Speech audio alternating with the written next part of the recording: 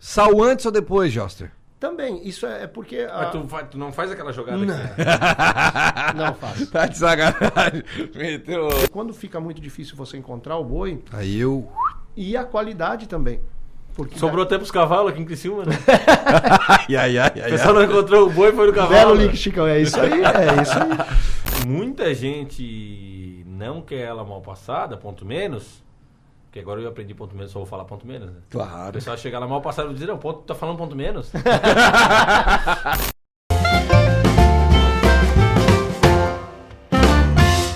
Fala, rapaziada, estamos chegando, mais um Tá Um Podcast na área. Eu sempre lá desse monstro, esse fenômeno, esse modelo, esse moreno alto, bonito e sensual. Estamos aí, né? A mãe que gosta, a mãe postou uma foto minha no Instagram dela, viu? Ah, não, mentira. Filhos, herança, eu que pari. Ela...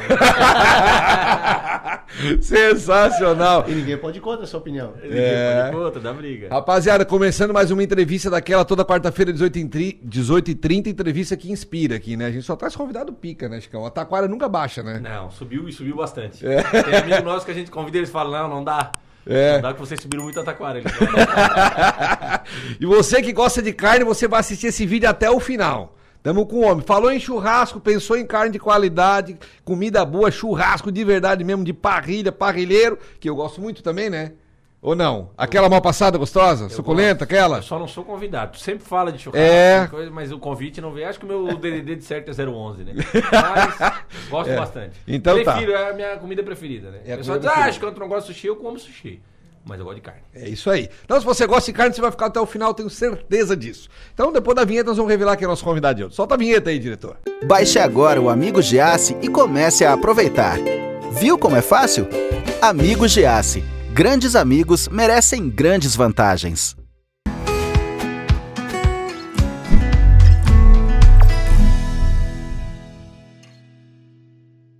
Bom, aproveitando, você já viu aí nossos patrocinadores, já vou começar, né, Chicão? Não baixou ainda, como já falou, baixa o aplicativo Amigo Giasse, né, Chicão? Chegou no caixa, CPF. A mulher falou assim pra mim, ó, semana que eu fui lá, é Amigo Giasse? Eu falei, faz tempo. Desde o começo, né? Bota o CPF ali, já tem os produtos que tem o desconto, tem no aplicativo, tu consegue ver o dia de cada coisa. Às vezes tu vai ali, pô, pá, peguei essa semana, peguei a verdura mais cara. Não, foi no dia errado, tem o dia da verdura. Tem o dia da verdura, tem dia de ficar tudo, ligado, né? tem que ficar ligado. É isso aí, quarta-feira também é a quarta da carne. Já que nós vamos falar de churrasco aqui também, é a quarta da carne no Giasse, aquele descontinho bacana, quarta-feira, né? Tem gente que só vai no dia certo, né? Não, Tem gente que vai todo dia no Giasse, né? Eu quero ter, quando eu tiver aposentado, eu quero poder ir todo dia no Giasse. Eu só vou nas britânicas, né? Pois é. Tu também subisse um pouquinho a tua taquara, né? Eu mereço, eu trabalho bastante. Eu parei de gastar com outras coisas agora. Prioridade, né? Questão de prioridade. Agora só fralda e carne. Só fralda e carne. É, isso aí. Então tá. Bom, o nosso convidado de hoje, ele é empreendedor, um cara que nasceu no município de Ceará, um município pequeno, e lá, quando se falava em juntar famílias e amigos, era em torno de uma churrasqueira. Se eu não estiver errado, ele vai me corrigir já. Entendesse? Senhoras e senhores, Joster, JP Boutique de Carnes. Uma salva de palmas! O produtor também aplaudiu, acho que ele quer. Eu gosto assim, Ele quer uma carninha. já começou a correr a baba aqui, ó. Gente, um prazer estar aqui com vocês, tá participando desse bate-papo e poder trocar um pouquinho de informações e de ideias, né? E vi que aqui tem boleiro de alto nível aqui. Aí, ó. É teimoso, né? Boleiro. Futebol, carne, tá tudo junto, né? Tudo a ver. Eu vi que se tem duas coisas que a gente tá no meio, é sempre do futebol e da carne. Sempre. É isso aí. De um lado ou do outro, vai encontrar nós em algum Nós canto. queremos aproveitar agora e já te entregar a nossa lembrancinha. lembrança do Tá Um Podcast. Olha aí, ó. Muito obrigado, gente. Daí o Chicão Negro, vou botar o sobrenome, eu digo, não, é Joster JP, entendeu? Mostra na câmera 2 aqui, Joster, pessoal. Olha aí, ó. Essa aqui vai ficar, vou ter que esconder do meu filho, porque senão ele vai querer pegar de mim. Aí, ó. Show, obrigado, gente. Imagina, lembrança aí. Aí entra o quê? Água, cerveja, uma vodka, um uísque, como é que é? Segunda, sexta, água. Agora, sábado e domingo, aí é muito cerveja. Eu sou um fã incondicional do chopp, da cerveja. Eu bebo bem, não digo que não. Ô, Joster, e tu que é o cara da carne, dá pra harmonizar também, tem esse negócio de harmonização, né? Um tipo de carne com um tipo de chopp, tem... Eu sempre uso o exemplo assim, quando me perguntam sobre o mercado da carne que a gente está vivenciando hoje, o mercado da cerveja artesanal. Eles praticamente estão indissociados. Eu me lembro que em 2008, 2009, quando começou a se falar no Brasil em estilos de cerveja, sair daquela pilsen tradicional e explorar esse universo da cerveja que é fantástico, a carne começou também. Raças britânicas, mudança de corte. Tá, assim, ó, você pega uma IPA, por exemplo, né, uma Indian Pale Ale, uma cerveja, e um chorizo com uma boa camada de gordura, uns 2 dedinhos de gordura. A distingência da IPA, do lúpulo, harmoniza perfeito com o chorizo. Então, as duas coisas andam junto. Vinho harmonizando com carne, cerveja harmonizando com carne, anda junto. Fenômeno. Jorge, pra gente entender como é que aconteceu o Jócio que saiu lá de Ceará, veio pra Criciúma, que ano que começou a JP, isso já era um sonho teu, foi a oportunidade que teve, como é que foi essa história toda da JP?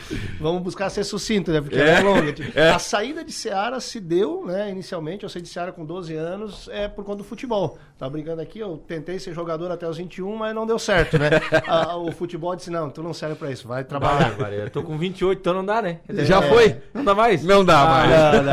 Não, vai trabalhar e vai estudar. Vou largar. Então, resumidamente, saí de Ceará para jogar futebol. Né? Nos áureos tempos da sadia do futsal, joguei categoria de base futsal há muito tempo e com 16 entrei no campo do Concórdia Esporte Clube. E aí de lá rodei o Brasil, fui a alguns clubes de categoria de base e parei até integrado no profissional do Tubarão, por coincidência, aqui em 2000. Aí ali, putz, realidade diferente, tinha saído da Ponte Preta, tava num clube legal, assim, e aí disse, não dá, não tô fixado, vou estudar, concluir minha faculdade e trabalhar. E aí em Tubarão comecei a trabalhar, estudar ali, aqui em Tubarão, isso em 2001. Fui fazer faculdade em Floripa, vou ser bem sucinto, fui fazer faculdade lá em Floripa, né, na Pedra Branca, estava começando a Pedra Branca ainda, não era o que é essa potência que é hoje, era engraçado, a gente ia pra lá e se sentia na selva. Era muito engraçado, só tinha a Unisul lá no centro e umas 2 casinhas, e hoje é uma potência a Pedra Branca ali. E lá comecei minha vida profissional, então trabalhei... Faculdade do quê, já? Eu comecei psicologia. Beleza. Fiz 4 semestres de psicologia, mas eu disse, não sou tão louco assim para concluir o curso. Os psicólogos tiveram que me desculpem. Brincadeira que a gente sempre faz, né? Sim, mas sim. Não me encontrei na psicologia, aí fui para administração, me formei em administração, fiz pós em gestão estratégica. Boa. E aí sempre trabalhei no varejo. Sempre trabalhei linkado, desde a minha primeira experiência foi numa escola de informática, quando eu parei com futebol, fazendo vendas, divulgando cursos e tal. Dali fui para gerenciar postos de combustível, tudo isso na Grande Florianópolis. Dali fui para onde eu me encontrei, eu costumo brincar que assim, do posto de combustível, na época que eu trabalhei lá em 2005, 2006, ainda era muito dinheiro, não tinha cartão. Então o foco dos assaltantes era posto. Então eu passei por uns 4, 5 assaltos bem traumáticos, assim, bem pesados. Aí eu decidi sair de posto. E quando eu saí, eu me encontrei no varejo, que é a minha paixão. Fui trabalhar na 1001, e aí que vem a Criciúma. 1001, que hoje tem 2 lojas aqui na cidade, e eu vim inaugurar essa que está atrás da gente aqui, essa aqui da Centenário. Sei. Eu vim parar aqui em Criciúma em 2009 para fazer a inauguração dessa loja. Estando aqui, recebi um convite do Angelone, e aí fixei residência, trabalhei quase 12 anos no Angelone Supermercados. Ô, louco. E dali já veio já tinha essa paixão, como você falou no início. Quem é do oeste do estado, subiu a serra, é cultura gaúcha, ponto. É isso aí. Toda a cultura gaúcha. Gremista colorado e churrasco pra todo mundo. Exatamente. E CTG em cada cidade, o rodeio é a atração. Isso. E às vezes eu pego alguns colegas gaúchos, que são rio-grandenses, eu brinco com eles. Eu brinco, porque a maioria do povo do oeste é mais gaúcho do que os do Rio Grande. Perfeito. Porque eles cultivam mais a tradição gaúcha, né? Então, isso é muito lindo. Eu gosto muito, me identifico muito com essa cultura. E lá cresci vendo meus tios, sempre... Encontrou a família, churrasco. Fechou. Encontrou a família, era churrasco, né? E era um ritual muito engraçado, que hoje a gente não usa mais, mas assim, no sábado à noite ia fazer o churrasco no domingo de meio-dia. Sábado à noite ia meu avô, eu me lembro de ele ia lá, pegava 3, 4 pedaços de carne e fazia uma salmoura. Fechava a bacia que tava a salmoura. Fechou. E deixava a carne até o outro dia. Claro. Hoje é um sacrilégio tu falar que tu vai fazer uma salmoura numa Boa, carne. tá louco, né? Mas era muito legal, eu gostei. Então daí veio essa paixão.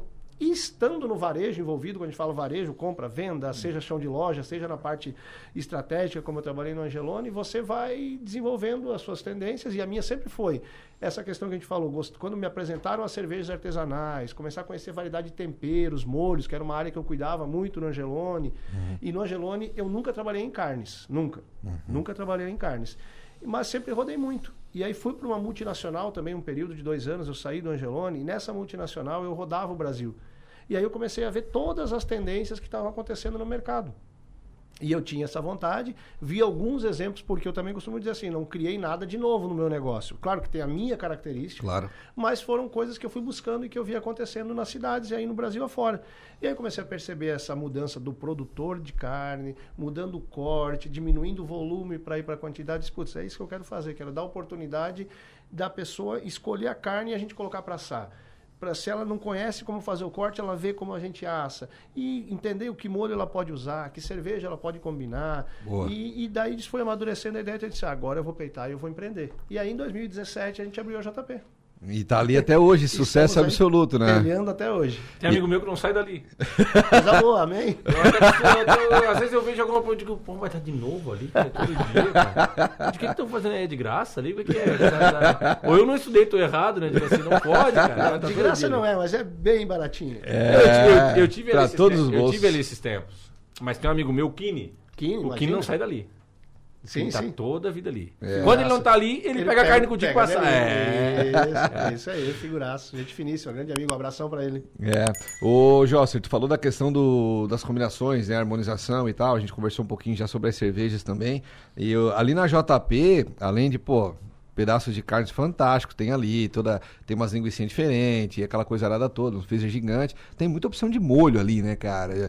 Eu gosto muito da geleia de pimenta, né? Sou meio fã, assim, daquela pimentinha fenomenal ali, e vocês têm uma variedade gigante, então o cara fala, não é só lá pra comer um pedaço de carne, tu consegue ter uma variedade gigantesca de coisa ali dentro, né? Perfeito. A ideia sempre foi essa, né? A gente tem alguns tipos de farofas diferentes, tem desde molhos barbecue, tipos de mostarda, variedades de pimenta, tem algumas como a Carolina Reaper, a Dragons, Scorpion, pimentas que são extremamente fortes, que a gente sempre deixa muito claro para quem não tem o hábito, se pode inclusive até causar danos à saúde, mas tem porque tem gente que gosta.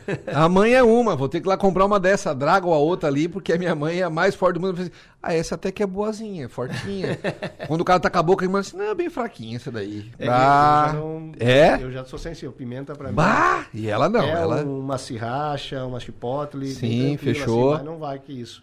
Então tem temperos, flor de sal, variedades de sal. Isso. Uma coisa que essa é mais recente agora no universo da carne, mas já tem bastante gente fazendo em nível Brasil, e aqui também em Criciúma tem bastante gente que já faz, que é a defumação, que é o estilo que o americano costuma assar.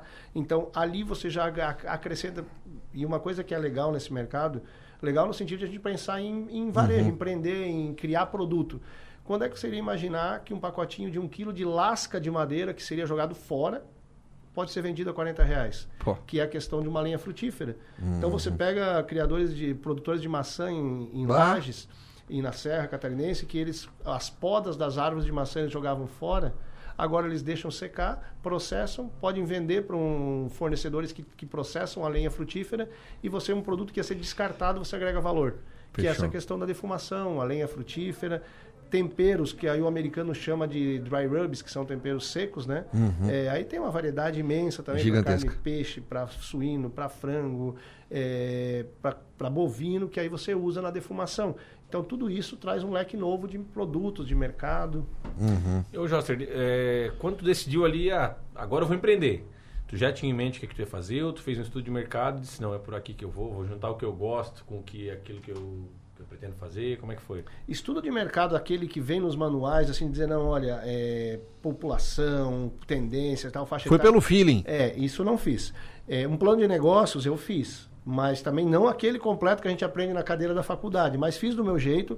Eu já tinha a ideia formada porque eu visitei vários lugares e eu via, tinha um que só vendia carne, tinha outro que passava só vendendo o tempero, tinha um que assava no local, mas não vendia carne e não vendia o tempero. Então eu disse, não, eu queria juntar as três coisas, queria dar uma experiência, porque eu sou da opinião, e hoje a gente ouve muitos especialistas na gastronomia falarem isso, e eu já desde 2016, 2015, quando a gente visitava lugares que ele te entregava uma experiência. Porque a gastronomia, comida, você vai encontrar em vários locais.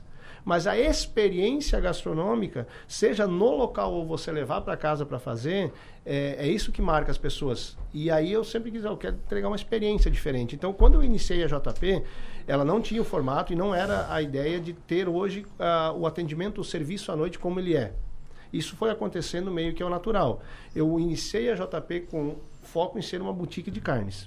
né? Eu não tinha o açougue como eu tenho hoje, o açougue tradicional, que isso era sempre um sonho, mas no início era muito caro. Não tinha capital para fazer no início. E uma parrilla móvel, porque a ideia era a parrilla móvel, eu pego, que eu faço, fecho turmas e vou mostrar para a pessoa como fazer um prime, um tibone, um chorizo, um show, que são nomenclaturas novas ou utilizadas em outros países para peças e cortes de carne que a gente não utilizava no Brasil. E a ideia Até era vocês fizeram um evento lá na Serra, acho que foi, né? Foi o aniversário de 4 anos da JP. Amigo nosso foi o Adavilson, foi lá. O Adavilson Beijo foi. pro Adavilson, família, foram tudo lá, né? Foi muito legal. Só falta colocar em prática o que tu aprendeu ali na no sábado, às 6 horas da tarde, todo disponível. Mas ele compra bem carne. Adavilson. Ele no compromisso. Fez a base com o Diego, é só um convite que não veio. E tu sabe que o Diego é o meu assador, né? É? Particular, Olha não. aí, Ele tem que ter o Diego. Ele leva geleinha. Eu vejo algumas postagens. Ele leva geleinha, ele coloca coisa em cima na espera. Ele tem espera, tem tudo ali. Então já tá usando descanso. Rapaz, a minha churrasqueira faz uns 6 meses que eu não ligo ela, né? Não ligo no sentido de que é minha carvão, né? Depois nós vamos falar sobre isso. Carvão ou a gás. Mas a minha faz uns 6 meses que eu não... Acho que a última vez foi com vocês lá em casa. Mas tá tudo bem entre a gente não tá brigado. Não, de forma alguma. Aí amanhã eu vou ligar ela de novo. O pai vai lá em casa, tal, com minhas irmãs, tal, vier da Bahia ali, eu vou ligar de novo. Aí vou ter a responsa também, né? Vou me puxar, entendeu? Então vou ter que dar uma puxadinha. Mas vou botar a churrasqueira ligada de novo.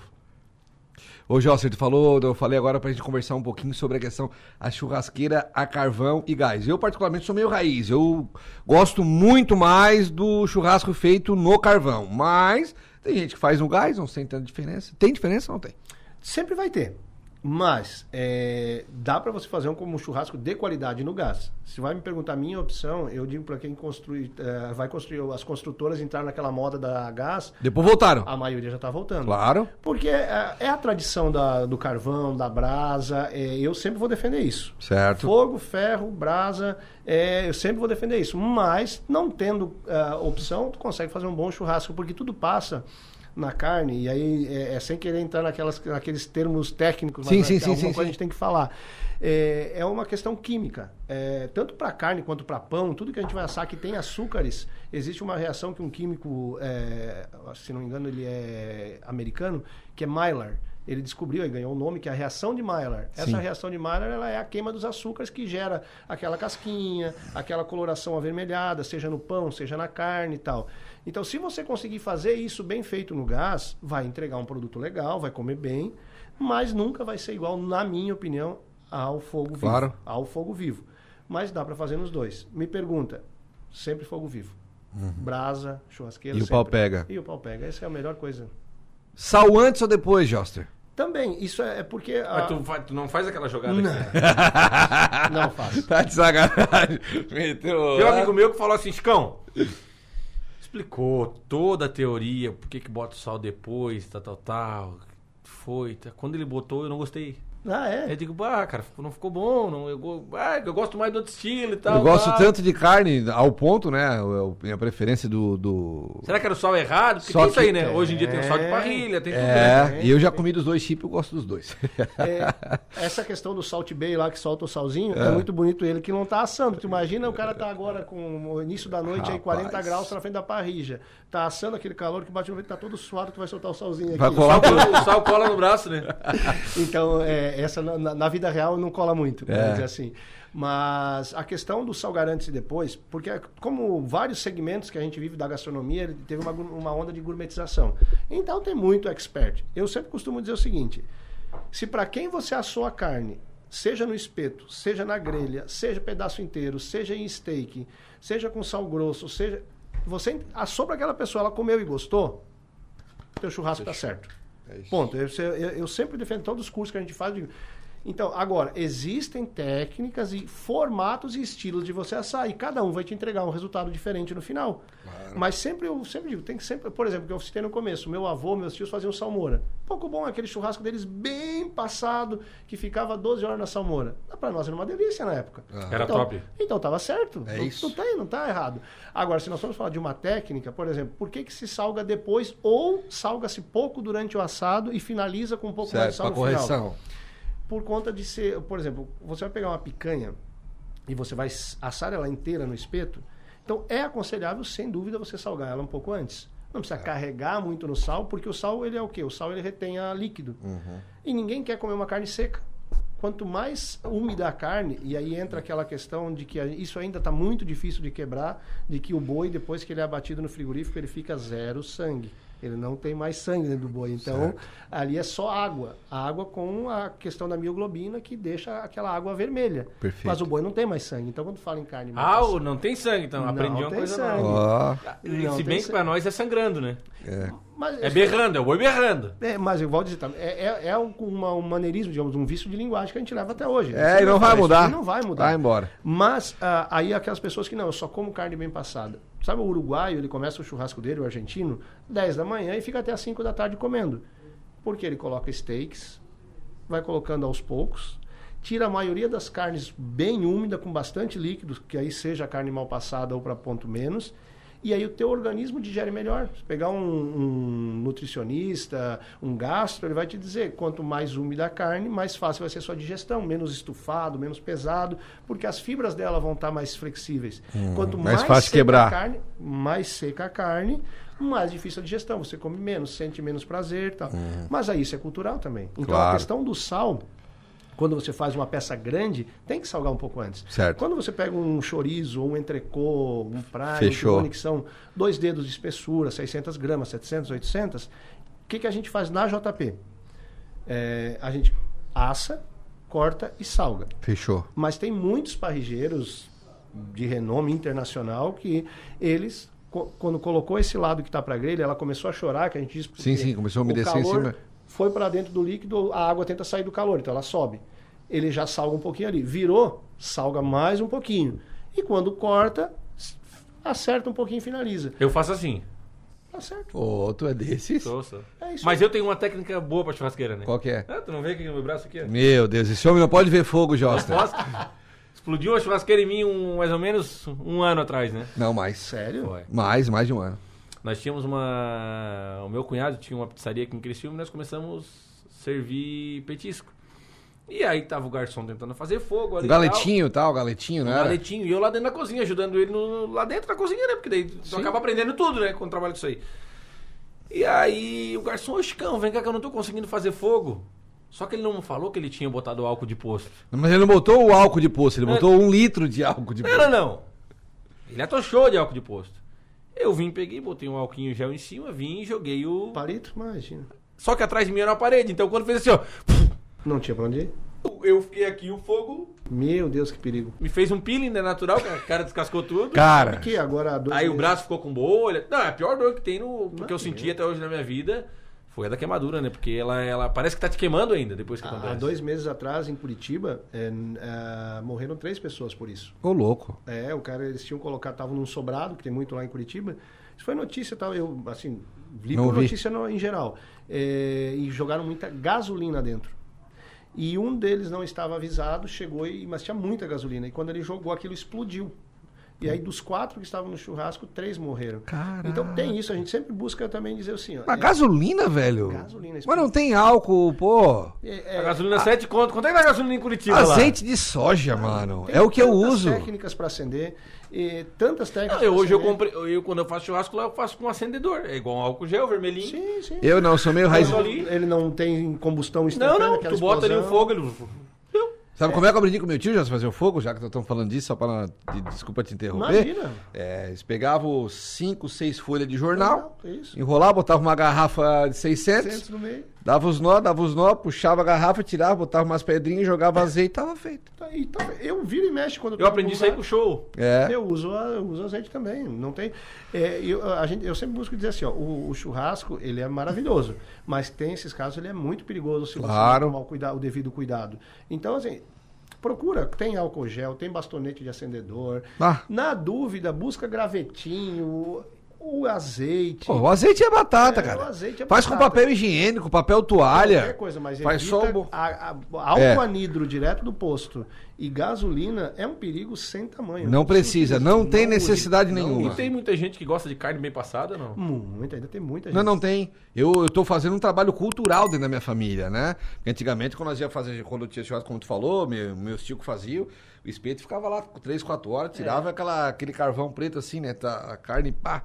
E na época nós gostava muito. Só que agora o cara começa a aprender, tem informação, tem isso tudo, tem a JP e tal. Então o cara começa a pegar a manha. E aí, até a Filha Mexe fiz um churrasco agora no dia do aniversário do meu afilhado. E aí a minha mãe não gosta muito mal passada assim, daí eu olhava assim, dá pra dar mais uma passadinha assim, mas eu gosto mais um pouquinho. Daí eu vou, não deixo do jeito dela, deixo um pouquinho mais aqui do meu. Aí eu tô levando ela pra cá, devagarinho eu...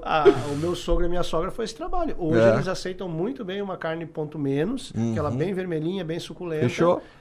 Tranquilo. Gradativo. Até porque muita gente não quer ela mal passada, ponto menos... Porque agora eu aprendi ponto menos, só vou falar ponto menos, né? Claro. O pessoal chegar lá mal passado e dizer, não, tá falando ponto menos? Muita gente não aceita a carne assim porque acha que é sangue. Exatamente, não é? Não. E até eu achava que era sangue, não sabia que era água. E o sabor da carne muda drasticamente. Por exemplo, você vai pegar tá louco, uma velho. raça britânica, um animal que teve todo um trabalho que hoje é muito legal essa cadeia, porque assim, eu estava aqui na de sala esperando, estava falando com um dos frigoríficos que me atende. Existe um processo que ele vai do sêmen do animal até começa a definir o que ele vai ter de cobertura de gordura, o marmoreio, que é aquela gordurinha que fica entremeada na carne, que dá o sabor, começa a ser definido lá no ventre da vaca. E depois só não, né? A parte bem importante que é a questão da alimentação final. E aí o que a gente vê? Todo esse cuidado que existe numa cadeia, investimento tecnológico, pesquisa, desenvolvimento, te entrega uma raça britânica, seja Angus, seja Hereford, seja Devon, seja Braford, enfim, eles te entregam esse boi, esse produto e tu vai lá e faz ele bem passado, bem passado. É igual comprar um carro e rebaixar. Tem que ser preso. É igual comprar um carro e rebaixar. Pois é. O engenheiro fez tudo em vão, né? Fez tudo em vão. E porque os sabores da carne, existem carnes, obviamente, que, por exemplo, você não vai... A costela não é uma carne que você vai comer, ponto menos uma passada. A costela, sim, é bem assado. Cupim é bem assado. Granito, ele é bem assado. Mas as demais carnes, todas elas sempre vão ficar melhores... Porque tem o mal passado mesmo, que aí o mal passado que o uruguaio e o argentino dizem, a carne dentro está praticamente fria. É bleu ou mal passado, ela está praticamente fria. 4, 5 minutos cada lado, criou a casquinha, cortou e comeu. Já era. Isso para nossa cultura é muito difícil de implementar. Raríssimas pessoas que eu conheço comem. Eu, particularmente, não gosto desse ponto. Eu gosto sempre do ponto menos. O que é o ponto menos? Ela fica bem rosada, bem vermelha no meio, mas ela não tá, ela tá quentinha por dentro. Tá. Claro. Eu gosto desse processo. É o meu ponto preferido. E aí hoje nós já temos bastante gente aceitando esse ponto. Certo. Mas é comum ponto mais. E muita gente te chama pra fazer evento, tu faz esse tipo de trabalho também. Sim. O cara, quero fazer uma festa aqui na minha família. Eu já vi o Josser lá no Denoso Mustache. Depois faz o Pix aí, Alex. Fazendo um evento lá. Sabe sobre isso, né? Grande parceiro. Já vi tu lá com aquela... o Micho. Já vi tu lá com aquela tua churrascairona vermelhona, bonitona, o Pete lá e tal. E, pô, na época eu tava lá no evento e eu pedi lá. Não sei se era acho que era uma fraldinha, não sei. Que era... Só os shakezinhos, gostoso demais. Não, a gente faz bastante evento. Claro, teve agora esse ato aí de 18, 19 meses da pandemia, né? Claro. Mas esse dezembro, por exemplo, a gente fez nesse dezembro 26 eventos corporativos. A gente faz bastante evento. Como é que é? Como é que funciona, Jossi? Ô Jossi, seguinte, nós vamos fazer um evento aqui dos convidados do Taon Podcast, são 40 pessoas, mais cada um convidado 80 pessoas, aí já define que carne é, quantidade, tudo, passa orçamento e papel. A gente tem alguns modelos de cardápio, né? Já tem uma... Isso, claro.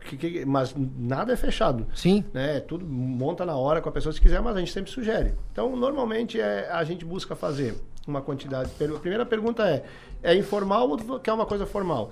Porque assim, a nossa pegada é a carne. Mas nesse decorrer desses quase 5 anos agora que a gente está entrando, a gente foi fazendo uma relação, tem 3 ou 4 chefes de cozinha formados que são amigos e tal. E aí eles entraram na equipe. Boa. Então, por exemplo, você quer fazer um negócio mais, entre aspas, sofisticado, que não é a nossa pegada. Sim, mas claro. sentou, empratado, vai comer um risotinho com 3, 4 tipos de salada, um steak grelhado lá na grelha, um entrecô, um chorizo na grelha. A gente faz. Mas 90% do nosso é o informal. Claro. É a turma o picadinho, vai Isso. embora. E aí, que é o mais gostoso. Pra mim é assim também. Pra mim é mais gostoso. Pra mim, eu falei pra Carol, pra mim churrasco é carne, pão de alho e maionese. É isso. E aí monta assim, vai desde 2 ou 3 tipos de linguicinha, uma carne para petisco e 2 ou 3 carnes principais. Faz a conta por pessoa, a gente sempre busca trabalhar assim, não vai ter acompanhamento, como eu falei, arroz, saladas e tal. Vai ter só carne 400, 450 gramas por pessoa para ter segurança, né? Não faltar carne no evento. Monta, os insumos que vai utilizar, porque a gente leva tudo, a pessoa Claro. só tem que fornecer o lugar. E se não tiver o lugar, ainda a gente tem alguns lugares para fazer também. Show. E aí fecha o orçamento e passa e vai. Facilita a vida de todo mundo, né, Joster? E esses 26 eventos, tu tem uma equipe, então, no caso? Tem, hoje? tem uma Porque equipe. acho que não tem como tu fazer 26 eventos. Não, Só tu, né? não, Porque daí não. tu tem o... No primeiro ano de JP, que é o 2018, porque o 17 eu abri Sim. em agosto e tal, Finalzinho então do ali, ano já. mas mesmo assim naquele eu cheguei a fazer uns 8 ou 9 eventos, aí era eu sozinho. O 18 ainda era eu praticamente sozinho, o 18 foi muito engraçado, assim, o 2018. Eu lembro que na reta final do dia, assim, da semana do 20 pro 25, aqui na Som Maior, para Delor, a gente fez um evento lá no Parque Verde de manhã, acabou o evento dele, eu tinha um outro evento à noite. No outro, e fui eu que fui fazer, aí fui à noite. E aí no outro dia de manhã, tinha que começar às 6 horas da manhã uma costela. Eu saí do evento à meia-noite, já fui direto para aquele das 6 da manhã, começou a costela, acabou a costela, à noite a outra. Ou seja, foram 3 dias que a gente emendava o evento de manhã e à tarde. Aí era só eu. Felizmente ganhou proporção, a gente tem bastante gente que gosta do churrasco aqui hoje, e aí eu tenho bastante Aí depois desses eventos todos aí, tu chega em casa, se a mulher pedir pra fazer um churrasco, a briga tá feita, né? Faz alguma coisa, faz uma minestra. Ele vai. Faz a feijoada, minestra, alguma coisa aí. O pior é que assim, não é jogar pra torcida.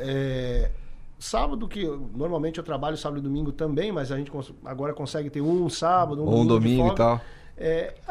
vai uma carne pra parrilha, tem uma parrilhinha pequena em casa, vai Fechou. carne. Não, eu gosto mesmo, assim, é prazer, a Quando gente o cara gosta gosta. da carne e eu não enjoo de carne. Gosto mesmo, como bastante. Ô, Joster, eu acho que o ego da gente vai lá em cima, né? Eu às vezes faço um churrasco ali em casa e quando eu sirvo, a carne tá, o cara parece que vai entrar em órbita, né?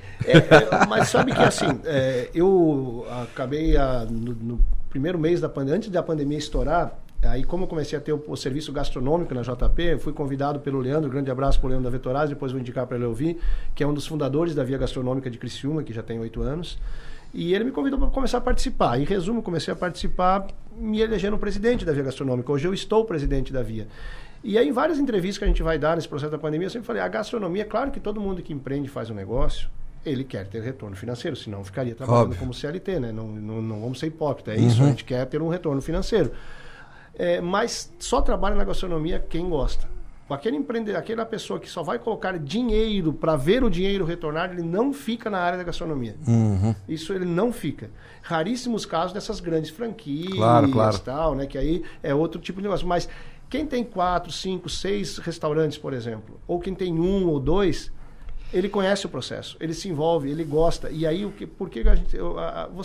tirando a refeição fora do lar, que a gente brinca com aquela necessidade, o restaurante do almoço do dia da semana, se você sai à noite com a tua família, com a tua esposa, com os teus amigos para comer alguma coisa, normalmente, 99,9% é para comemorar alguma coisa. Ou para relaxar, ou para se descontrair. Então, são momentos de alegria. Sim.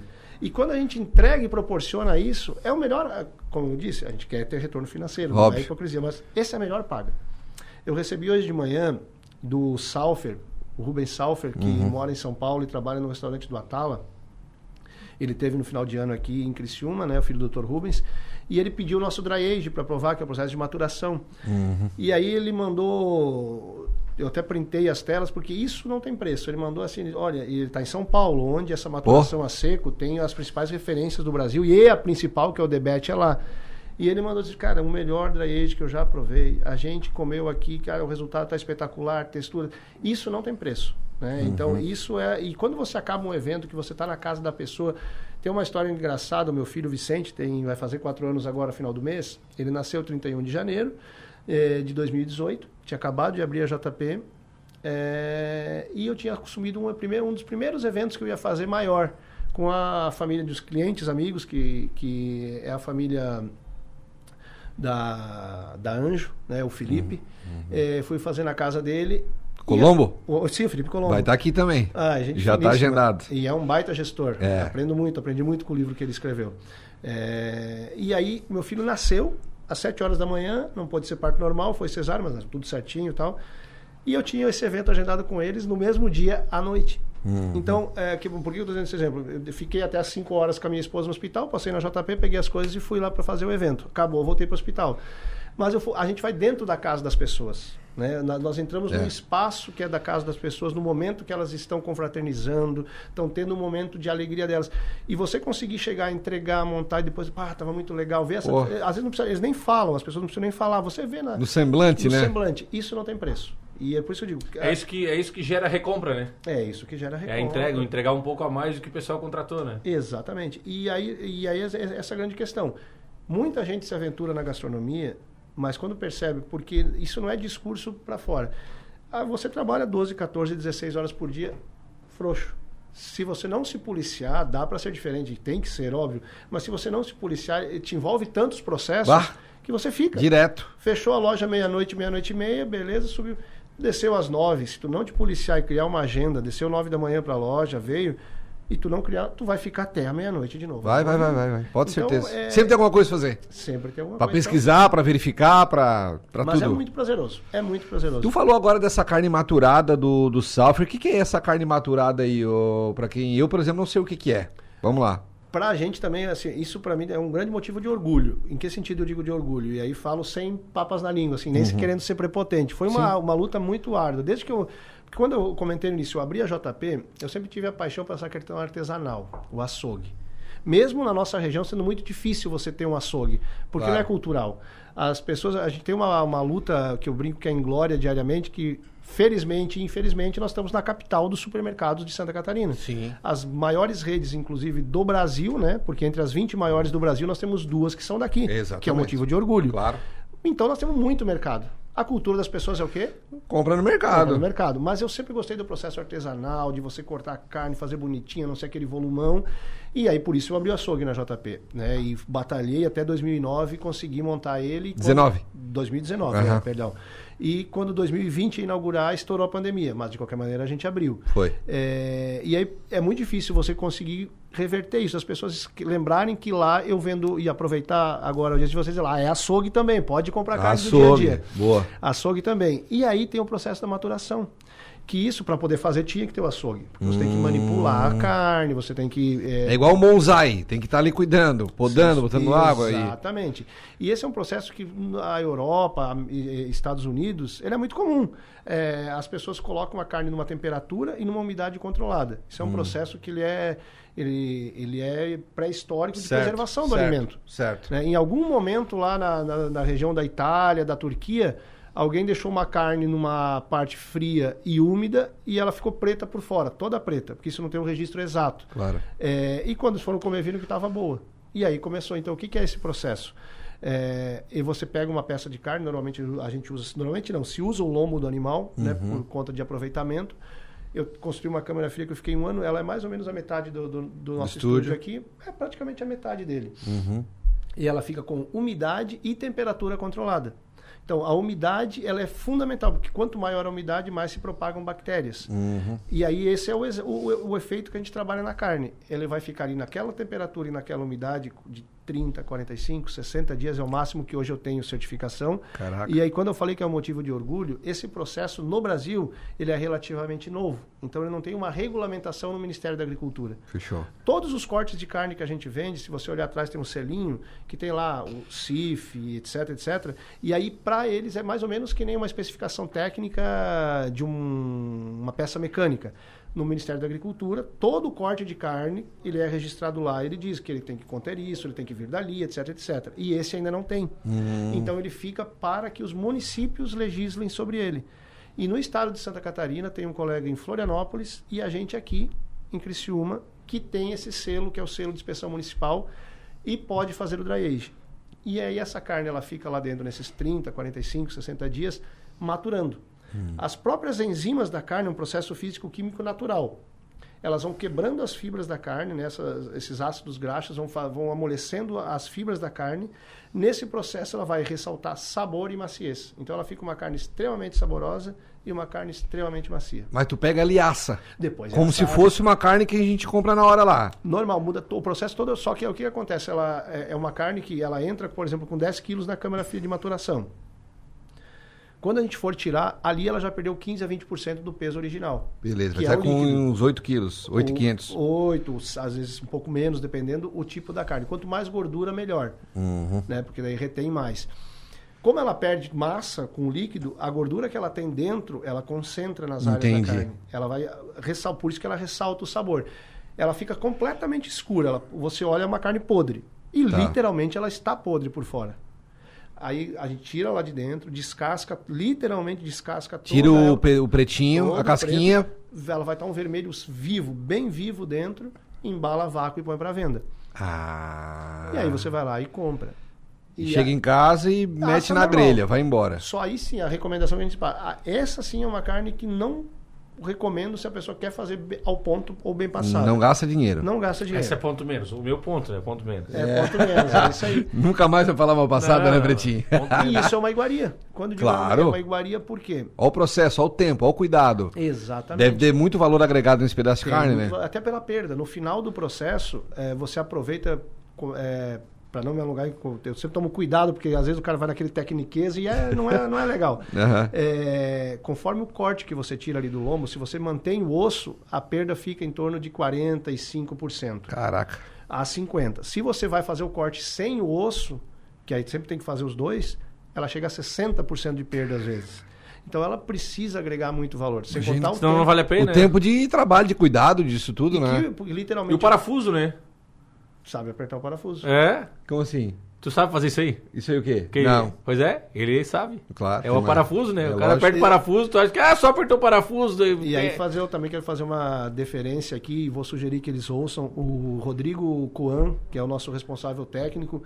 Eu fiquei 1 ano e 8 meses para conseguir a liberação. Uma câmara construída... Em Santa Catarina só tem Criciúma e Floripa? Não, Joinville faz também. Tem outras pessoas que fazem. E não é que eles estão ilegais. Não é isso. Longe. Mas o selo... É isso aí. O selo municipal tem aqui em Floripa. Aqui em Floripa. Mas fazendo hoje, nós temos 5 lugares que fazem. Em Santa Catarina, não. 5 lugares. Porto Belo, aqui, Joinville, Florianópolis. É isso aí. 4. Mas é que na Grande Florianópolis tem São José e tem isso, acho, né? Floripa. Então, isso no estado fazendo são esses. Boa. São esses que estão fazendo. E aí, nesses 1 ano e 8 meses, eu tive um apoio muito bom do Rodrigo Coan e da... Como me fugiu o nome dela? Da Paula Zacaron, outra responsável técnica, são zootecnistas e veterinários formados. Eles foram decisivos para a gente chegar nesse resultado, e os 2 açougueiros que eu tenho lá na JP, que são artesãos, os caras, o Rodrigo, o Foguinho, muita gente conhece ele por Foguinho, mas é o Júlio Burato, ele é um artesão da fábrica, ele trabalha lá com a gente, e a Renata, que é uma açougueira. Então, eles são os grandes responsáveis por esse processo. Eu só estou ali atrás nos bastidores, mas eles são as pessoas que fazem. Então, eu quero um agradecimento a eles. Imagina. E eles fazem um trabalho espetacular. Ô, Joster, agora é uma responsa, né? Porque com esse tipo de... Cada um tem um gosto diferente, gosta de um tipo de carne diferente, e aí o Chico chega assim, eu quero a minha ponto menos, aí minha mãe chega, eu quero bem passada. É uma responsa o cara que tá pilotando a parrilha ali, né? E esse ano a gente vai ter vários, porque eu vou aproveitar o gancho para falar dos workshops, dos cursos. Desde que eu entrei nesse segmento, eu comecei a fazer hoje um dos papas da carne do Brasil, que é o Marcelo Bolinha. Eu fiz o primeiro em 2000. Eu acho que eu já vi mais ou menos uns 50 vídeos do Bolinha. A gente trouxe ele já aqui, um evento que foi lindo. Um dos melhores eventos que eu já fiz foi esse com o Marcelo Bolinha ali, que foi no aniversário de 2 anos da JP. Foi espetacular. Mas a gente ia nos cursos, por que eu linkei isso? E ficava a pessoa que dá o curso fazendo, manipulando e assando. E a gente vendo. E eu disse, mas não pode, eu tenho que fazer as pessoas porem a mão na massa. Claro. E esse na Serra que você mencionou, que foi dos 4 anos da JP, eu hoje, graças a Deus, a gente conseguiu ter 10 equipamentos na JP. Desses 10, 2 deles, dá para cada um deles, dá para 2 pessoas assar. Fechou. Então, ou seja, eu consigo hoje trabalhar com 14 pessoas, até se colocar 2 por equipamento, até 20, que nós vamos fazer um curso prático. Não vai ficar o Joster assim lá na frente. Tem que ser. Não vai ficar o Joster lá na frente falando e as pessoas... Até porque alguma dúvida o cara só vai ter lá depois, na hora que for assar. Exato. Faz o curso só teórico, depois o cara... Putz, isso aqui, o Joster tá longe. Ali na hora o cara já faz. Então, se a pandemia, e a gente espera que sim, que todo mundo se vacine e continue se vacinando, e a gente possa ter um 2022 normal, a gente retoma as agendas de curso. E aí, por que eu mencionei curso nessa tua pergunta da responsabilidade? Porque uma primeira coisa que eu falo, gente, uma coisa é assar no lazer, outra é assar profissionalmente. Imagina. Você pega os 2 parrijeiros. Hoje eu vou muito pouco na parrija, né? Dando as coisas. Mas nos primeiros 2 anos e meio, 3, era sempre eu sozinho na parrija assando.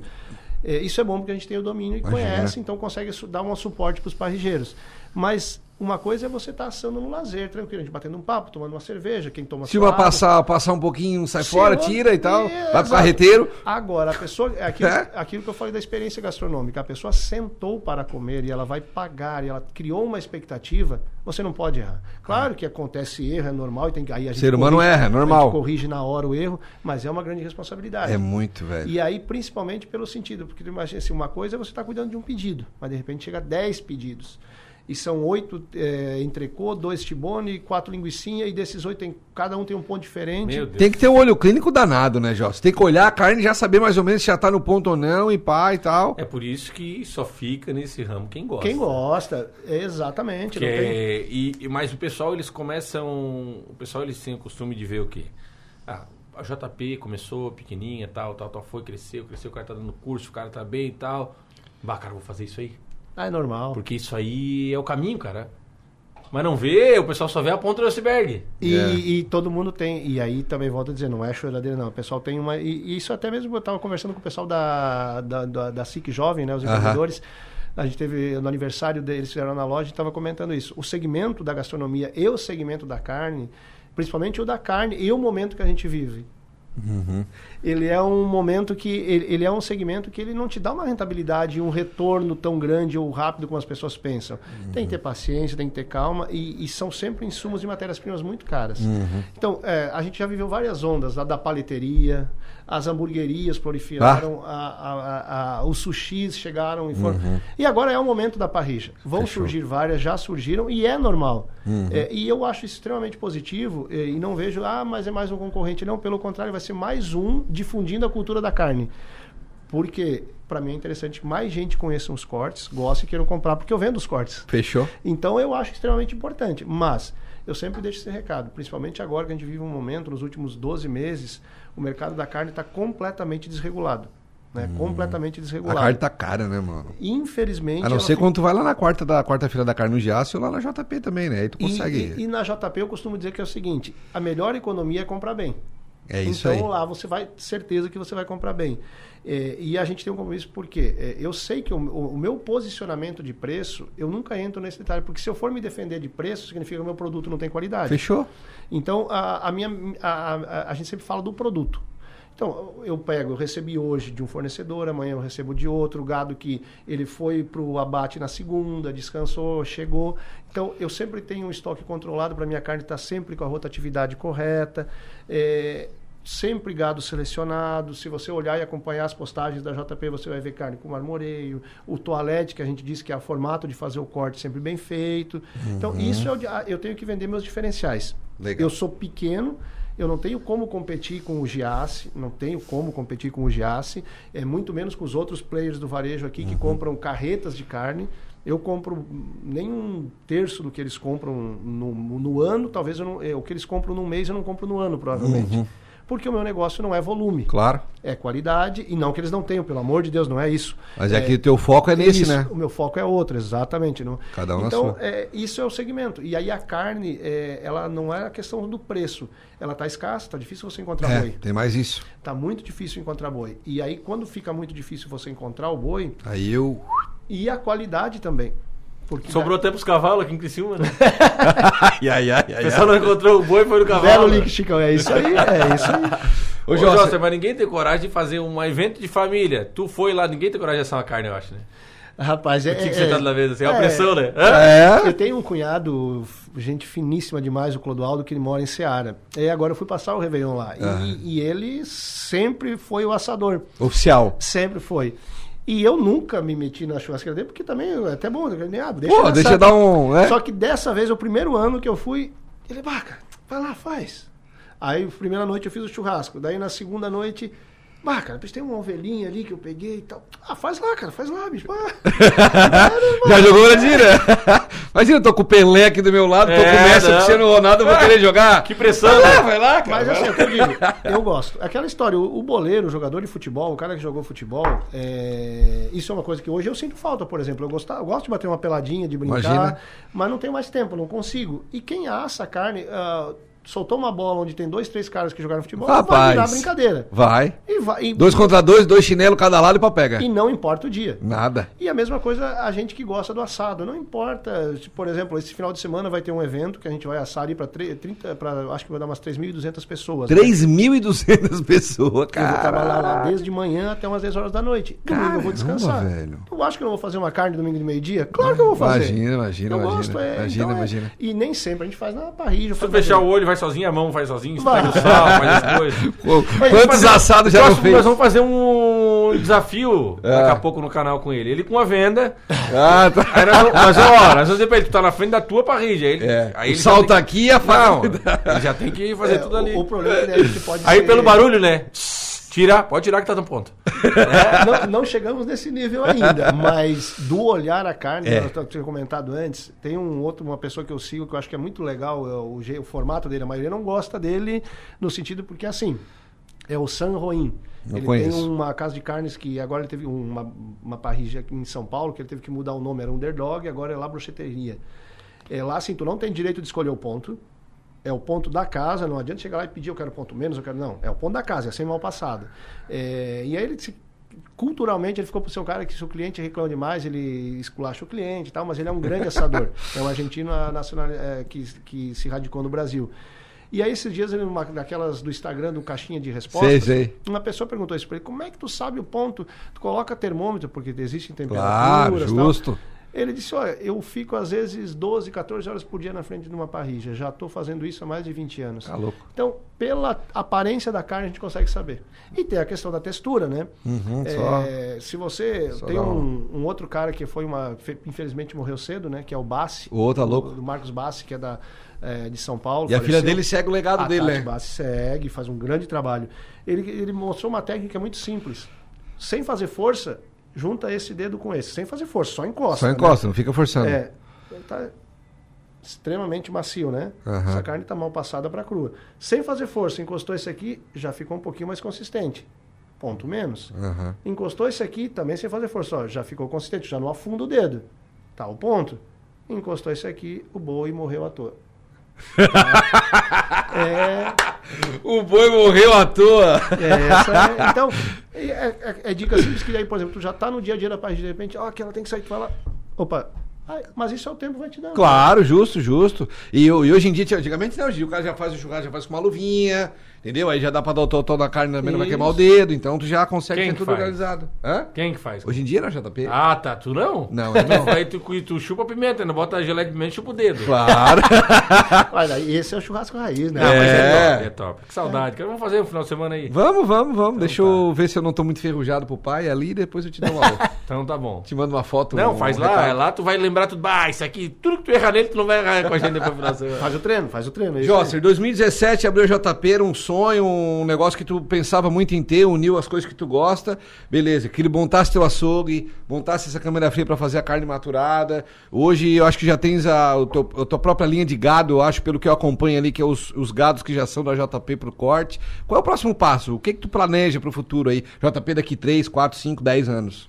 Primeiro assim, exatamente essa linha temporal você fez muito bem ela, eu digo, é isso aí mesmo. Hoje eu consegui ter, pequeno ainda, porque isso é muito caro, eu não tenho condições financeiras de hoje comprar todo o gado que eu preciso, claro. Mas tenho um parceiro aqui de Uruçanga, que ele cria britânicos, confina, então... Quando ele tá, a gente escolhe lá 2 ou 3, 4 cabeças de gado, conforme, e aí agora chegou o momento de ele mandar pro frigorífico, ele diz, essa aqui é o teu gado que tá indo, então eu consigo ter isso, aí sempre que eu tenho eu anuncio, mas ainda 80% é o que vem normal do frigorífico. Fechou. Né? Normal no sentido que sempre ou é Hereford, ou é Angus, ou é Devon. Devon muito pouco hoje a gente tem no estado, quase nada. E aí isso, então, também eu fico muito feliz de poder fazer isso, controlar a cadeia, eu quero chegar no momento de ter o QR Code. Eu tenho um documentário que eu recomendo, que é da Coreia do Sul, me surpreendeu, isso foi uma descoberta para mim, não fazia a menor ideia, a cultura da carne da Coreia do Sul, espetacular, assista no Netflix, espetacular. Eles lá, você colocou o QR Code, isso no Brasil tem alguns que já tem, né, mas muito poucos, você vê quando nasceu, quais foram os pais, que tipo de alimentação teve o gado. A gente vai chegar nisso no Brasil. Caraca. A gente vai chegar nisso. Vai demorar, mas a gente vai chegar. Já tem alguns produtos que funcionam aqui no Brasil, né? Por exemplo, perfume. Tu botou no corre-code de perfume, tu vê onde é que foi fabricado, se é original, se não é, já tem, né? Não, e produtos orgânicos ou não, tal, isso tem também. Então, no gado a gente vai chegar já. E aí, o que eu imagino para a JP nos próximos anos? Porque a gente está num momento, como eu falei, bem delicado do mercado da carne. Então, agora, o 2022, o planejamento a gente teve que rever. E em que sentido rever? O 2022 é o momento de focar em processos internos, contenção de gastos, reduzir o máximo possível, ser o mais eficiente possível internamente, porque vai ser um ano muito desafiador. Vai ser um ano extremamente desafiador para o mercado da carne, falando especificamente do mercado da carne, né? Mas o meu sonho para daqui a 2 anos e meio, 3, um médio prazo, a JP, é eu poder ter unidades. Eu não imagino ela como filiais. Por que eu não imagino como franquias, perdão? Porque é um processo, até tiveram alguns famosos agora que lançaram franquias de casas de carnes, aí tá na onda isso, né? Gustavo Lima, o Verdun em Floripa. Sim, Gustavo Lima eu vi. Eu estou curioso para ver qual vai a taxa de sobrevivência dessas Claro. casas de carnes. Acho bom para o mercado, mas estou curioso para ver como isso vai acontecer. Eu imagino e gostaria de poder expandir e ter filiais da JP. Boa. Passar esse período turbulento agora do mercado, conseguir manter a consolidação e aí avançar. Avançar com filiais, para poder manter o processo na sua mão e garantir que venha a ter a mesma qualidade que a gente tem hoje no que a gente consegue entregar nessa nossa única unidade. O que eu espero para o futuro é isso. Quem sabe, aí a longo prazo, ter o meu próprio abatedouro. Pequeno, obviamente, para aí sim poder fazer toda a cadeia. Comprar o gado, abater e distribuir para essas filiais. Show de bola. Esse seria o sonho. Esse é o sonho do Joster. Ah, que legal. Ô, Jó, você nunca pensasse, de repente, assim, ó, tem um tio meu que mora em Porto Alegre, aí ele quer comprar uma carne maturada do Joster da JP, porque ele já ouviu falar, ele viu aqui no podcast que o software disse que é a melhor que tem, ele ficou curioso, ele quer um pedaço dessa carne também. Não tem como ele comprar, tipo, num e-commerce, talvez, a JP? Isso é algo que, por ser a carne resfriada, é difícil e tal. Como é que funciona isso? A gente tem um e-commerce, eu não abordo muito ele porque a gente está aprendendo ainda a trabalhar com ele. E também a nossa... É como ele vir pegar em Sombrio, né? Aí o José leva até ali pra ele. Tu vai até Torres. Eu vou até metade, porque ainda não é... Culturalmente, a nossa região é difícil você vender carne pela internet. Imagina. A gente vende pelos aplicativos, eu tenho carne in natura nos aplicativos hoje de pedidos e diretamente pelo WhatsApp, muita gente pede, a gente entrega em casa, normal. Tem umas embalagens bem bonitas para isso, inclusive. A gente buscou investir nesse sentido e tem um site ativo. Tem o jpboutiquedecarnes.com.br. Lá você pode entrar e fazer sua compra. Legal. Só que o mercado da carne tem algumas particularidades que, por exemplo, essa caneca eu posso pegar ela aqui e vender no Brasil todo. Já era? Tranquilo? Mas a carne, ela tem os selos por exemplo, com o selo que eu tenho hoje, que é o selo municipal, eu não posso vender fora da ANREC. Perfeito, já entendi. E aí tem o selo... Ele é regional, esse selo. Isso, aí tem o selo estadual, o selo, como eu posso vender para o estado todo, e tem 2 tipos de selos nacionais, que é o CIF e o CISB. O que muda? Os dois você pode vender para o Brasil inteiro, mas daí para isso ter só grandes frigoríficos. Claro. Porque aí o investimento, o custo, que é a exigência, só grandes frigoríficos conseguem ter. Saquei. Aí desses 2 nacionais, são esses 4 tipos de selos que tem no Brasil, para todos os produtos de origem animal. Municipal, estadual e 2 nacional. E 2 nacional. E esses 2 nacionais, um deles, a diferença é que te dá a habilitação para exportação. Tá. Então, eu não vou exportar, eu sempre é o CIF. Eu vou exportar, é o CISB. Não, ao contrário. Eu vou exportar, é o CIF. Eu não quero exportar, posso ir para o CISB. Tá, entendi. Essa a diferença. Mas tem um negócio legal que está acontecendo não só no nosso município, na região como um todo. O Ministério da Agricultura, ele criou já uns 4 anos atrás, 5, um processo que é para validar os produtos artesanais. E aí, não só os artesanais, eles fazem um consórcio. Então, como é difícil o Joster ter um selo CISB para poder vender para o Brasil todo, ele faz o consórcio da ANREC. E aí todos os municípios, as secretarias de agricultura dos municípios, e aqui nós foi entregue para a ANREC, e a primeira semana de dezembro foi entregue, a ANREC conseguiu, né? A gente consegue entrar nesse selo do consórcio.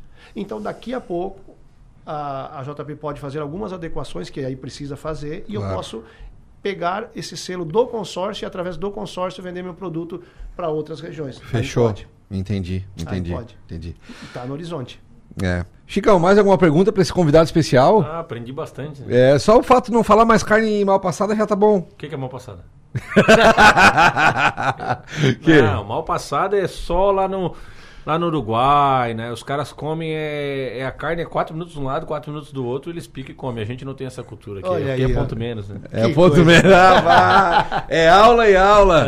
Jossi, te agradecer, cara, tua disponibilidade, entrou em contato, pô, direto já. Diegão, tamo junto, tô dentro, vamos lá e tal. E parabenizar pela tua história, né, cara? Eu sou suspeito de falar só, amante da carne, já tive na JP mais de 10 vezes. E sempre que fui lá, fui bem atendido, a carne sempre vem no ponto correto.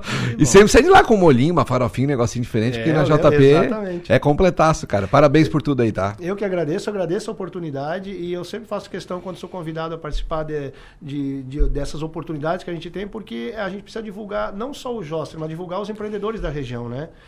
Todo mundo que empreende, falar de negócio que acontece na nossa região é muito importante. E vamos deixar o nosso slogan, né? Tu falou, sou amante da carne, o slogan da JP é amantes da carne, churrasqueiro de plantão, né? Tá vendo? Eu não sabia, visto como o negócio bate? Josser, parabéns, sucesso. Chicão, tem algum recado paroquial aí pra dar pro nosso pessoal aí? Não, o pessoal tem, né? é Jaguar, o pessoal essa hora já saiu, né? Ele sai faltando 3 minutos. Mas sabe que no colégio, quando tu saía antes de bater o sinal, tinha advertência. Ou a professora lá e deixar fazer a chamada só Tem no que se final. inscrever no canal, deixar o like ou o dislike. O dislike é melhor que nada, né? Visualizou e não expressou nenhuma vontade, é ruim. É o like ou é o dislike. É E isso deixe aí. seu feedback nos comentários pra gente. Estamos no Spotify também. Tá on podcast e no Instagram com alguns cortes bem bacanas. Os rios estão bombando lá no Instagram, hein? Agora em 2022 nós vamos fazer mais dancinhas, né? Mais dancinhas, nós vamos fazer ao vivo, nós vamos abrir um chatzinho pra você também contribuir no nosso cashbacks. Já temos R$63. O Diego tá olhando um monte de coisa pra comprar já. Imagina. Valeu, rapaziada, um abraço pra vocês. Quarta que vem tamo de volta, 18h30, tem entrevista nova no Tá On Podcast. Valeu, um abraço.